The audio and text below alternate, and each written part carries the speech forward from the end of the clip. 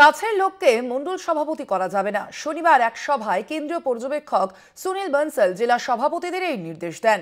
এদিন কেন্দ্রীয় পর্যবেক্ষক বলেন, দেখতে হবে পুরনো দিনের বসে যাওয়া কর্মীদের আবার জেলা এবং মণ্ডল স্তরে ফিরিয়ে আনতে হবে।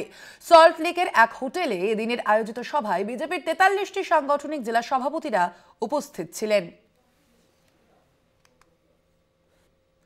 জাল পাসপোর্ট কাণ্ডে জালি প্রাক্তন সাব ইন্সপেক্টর, বনগাঁর কামারপুকুর থেকে গ্রেপ্তার আব্দুল হাই। পাসপোর্ট নিয়ে কড়াকড়ি শুরু প্রশাসনের। অবৈধ অনুপ্রবেশ ও কার্যকলাপ রুখতে ওই সিদ্ধান্ত প্রশাসনের।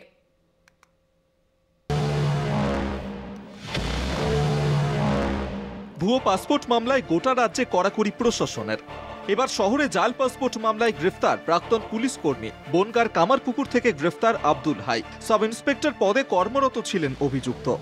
লালবাজারের পাসপোর্ট বিভাগে কাজ করতেন তিনি। 1 বছর আগেই চাকরি থেকে অবসর গ্রহণ করেন। শুক্রবার লালবাজারের গোয়েন্দা বিভাগ এবং অশোকনগর থানার পুলিশ গ্রেফতার করে আব্দুলকে। জাল পাসপোর্ট কাণ্ডে এখনো পর্যন্ত 9 জনকে গ্রেফতার করা হয়েছে। সম্প্রতি জঙ্গি কার্যকলাপের সঙ্গে যুক্ত থাকার অভিযোগে গ্রেফতার হয় বেশ কয়েকজন। তাদের কাছ থেকে বেশ কিছু ভুয়ো পাসপোর্ট উদ্ধার হয়। এরপরেই নড়েচড়ে বসে প্রশাসন। আগে পাসপোর্ট রিনিউ করতে সংশ্লিষ্ট ব্যক্তির পরিচয়পত্র ছাড়া কিছুই লাগতো না। তবে বর্তমানে আবেদনকারীর পুরাতন পাসপোর্ট, ভোটার কার্ড, আধার কার্ড, রেশন কার্ড, বাবা মায়ের আধার কার্ড, ভোটার কার্ড সহ একাধিক নথি যাচাই করার সিদ্ধান্ত নিয়েছে প্রশাসন।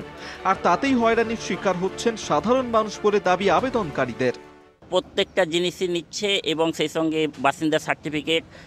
আমি তো রেনু করতে এসেছি, রেনু করতে এসে এত কিছু নিচ্ছে।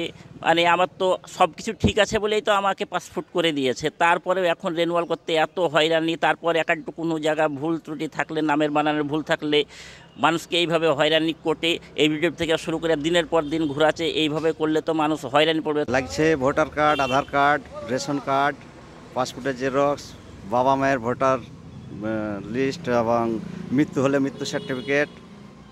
এগুলো রিনিউ করতে আগে লাগতো না?